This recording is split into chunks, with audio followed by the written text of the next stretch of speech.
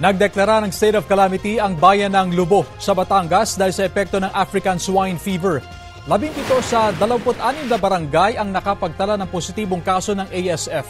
Nasa 103 million pesos ang tinatayang pinsala at halos 8,000 baboy na ang pinatay at inilibing para maiwasan ang pagkalat pa ng virus.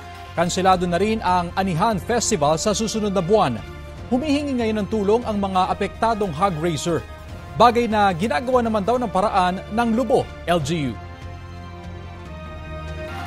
Kapuso, alamin ang maiinit na balita. Bisitahin at mag-subscribe sa GMA Integrated News sa YouTube. Sa mga kapuso abroad, samahan nyo kami sa GMA Pinoy TV at sa www.gmanews.tv.